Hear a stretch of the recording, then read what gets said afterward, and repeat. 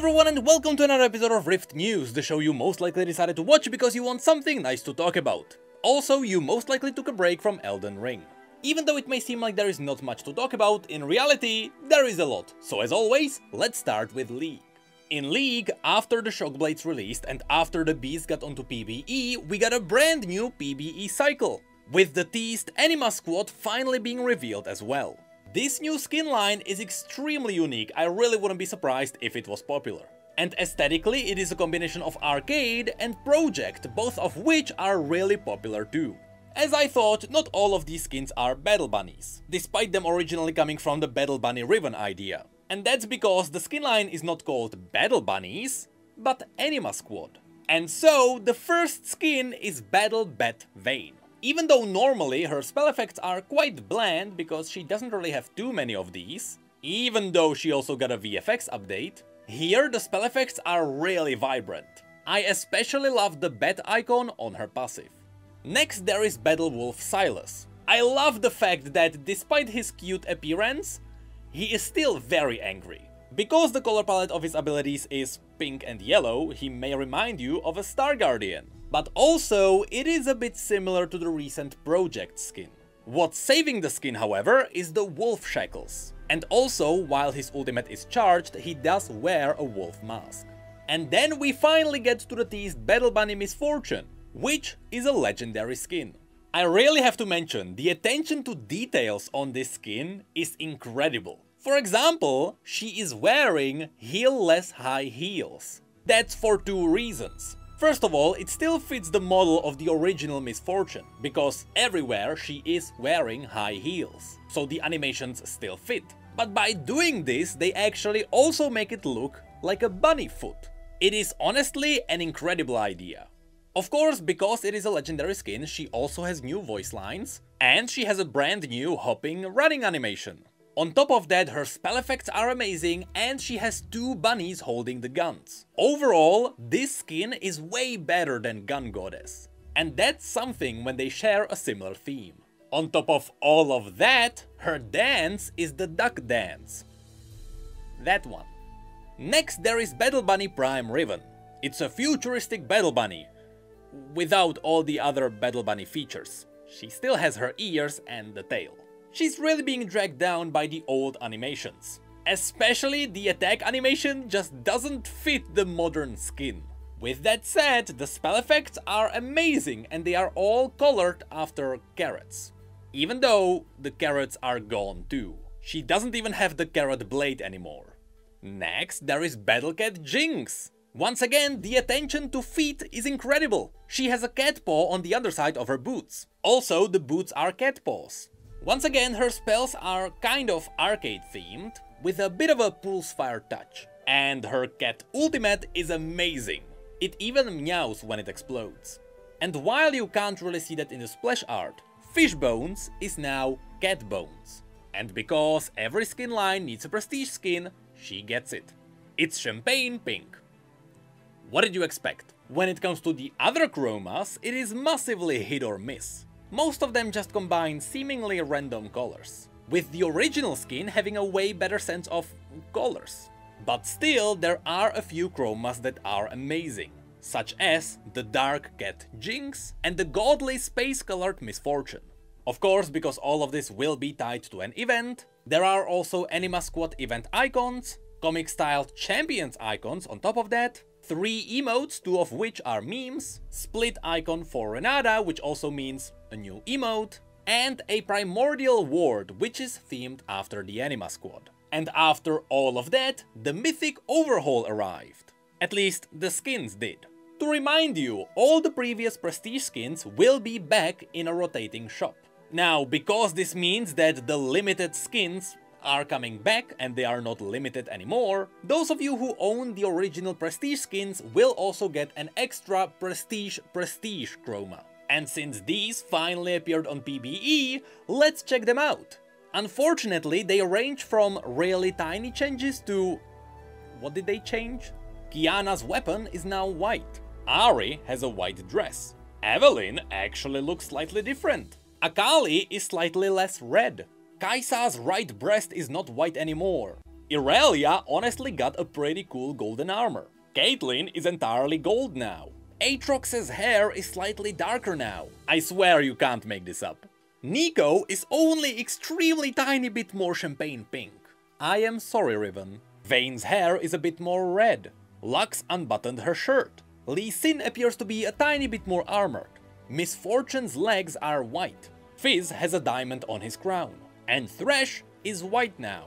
Even though these are really not the most exciting thing about the new mythic system, it actually did spawn a pretty cool new skin, Ashen Knight Pike, also dubbed the Elden Ring Pike. It will cost 100 mythic essence on release, whatever that value will mean. But also he will get a really cool dark red chroma. We are not sure how we will be able to get it yet, but it's called the Emberwoken chroma. It's pretty metal. And connected to him we will also get the Ashen Ward. As I was editing this video, PvE also revealed a new splash art for Kassadin. This one is interesting because it may seem to be just a random new art, however it is most likely going to be connected to the upcoming Void event. Riot wouldn't be doing something like this without a reason. And on top of that, if you look closely, his design does seem to be slightly different from the model he has right now. The Netherblade of Horok looks slightly different, he has legs now, but also his armor has metal features. That's because, in case you don't know, before Kassadin ventured into the Void, he traveled around the world to get all sorts of boons and blessings, and he even got the breathing mask in Zone. So his armor should be Zoneite in origin. This however means that this art is now quite different, and it may be teasing that during the Void event, Kassadin might get an ASU. He looks pretty cool, even though not much has changed. Before we leave League, we also have to mention one more thing. You may remember that Riot is trying to fix events. People weren't really happy with how grindy they've been lately. So just know that they should be easier to grind through, and speaking of which, mission progress will now roll over into the next mission.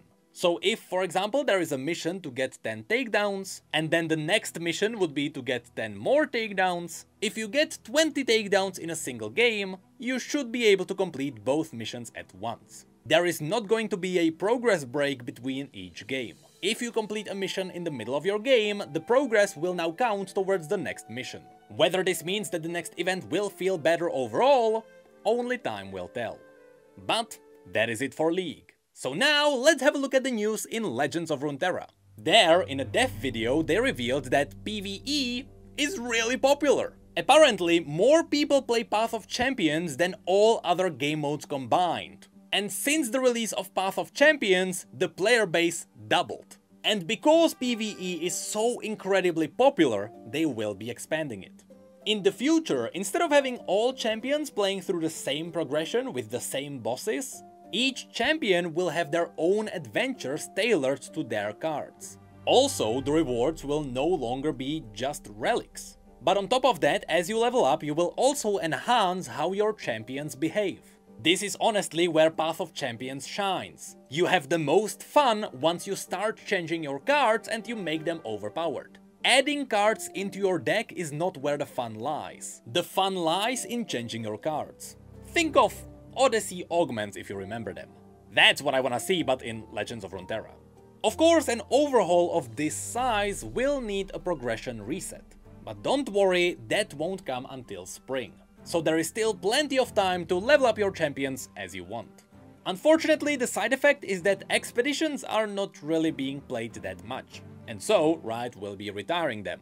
So, spend your tokens now, because up until expeditions retire, you will get your rewards immediately for all your tokens. Now, because Legends of Runeterra already got all the regions, instead of new expansions adding in more regions, each new expansion will try something new. And all of that will be tied to a new kind of a champion, the wandering factionless ones called Runeterra champions. Adding one of these champions into your deck will change how you build your deck entirely, with the first coming example being Jhin. Jhin will allow you to add cards with skills from any other region into your deck, so he serves as a tie-in between all regions. When it comes to PvP, they confirmed that card rotations are not planned yet. things are being kept relatively balanced, so there is no need for it just yet. And they also confirmed that seasonal tournaments are staying. This is how you qualify for Worlds. Here I have to mention that some people are unhappy with such a heavy focus on PvE. The PvP side of the game is getting a bit nervous now. But I want to remind you that Riot is experimenting with PvP as well. They said that they will be trying something new with Expeditions, which is exclusively a PvP game mode. So be patient, I know that most people play PvE now, which is ridiculous to even think about, but yes, PvP has not been forgotten. At the end of the dev video, they mentioned that they will be working on better skins with better animations, they will release Arcane, Jinx and Vi during the 2nd anniversary for free, and there will be a Pulsefire event during spring. In the teaser, you can see Pulsefire Akshan. But that is it for Legends of Runeterra, so now let's head into TFT. In TFT, nothing's really happening. The game is in a really amazing state. People really love it. But even though the new patch just arrived, Riot did confirm that they will be slowing down how they roll out patches. That's because it will allow them to break up the bigger changes. So, just know that patch 12.5 will stay for 4 weeks instead of the normal 2. And that's it for TFT as well, so now on to Valorant. In Valorant we got a dev diary on Neon and how they designed that agent. It's really insightful in how they make new agents. They started with the idea of sprinting, and they built an agent on that. It's a really interesting insight. But also, the new episode of Act 3 kicked off. The pass will include some really vibrant red and blue colored skins, some Piggy themed animated skins, bunch of new sprays, changes to the Icebox map, and we also got a rework for Yoru. Nobody used his steps, so he got a clone now. It's honestly pretty cool. But that's it for this episode of Rift News. As I said, it seemed like there wouldn't be much, but there was actually a lot to talk about. I'm glad we got a moment to think about video games again, although it really seems like Riot is looking into other games as well. At first I was fine with just Elden Ring, but now we also got Mirage.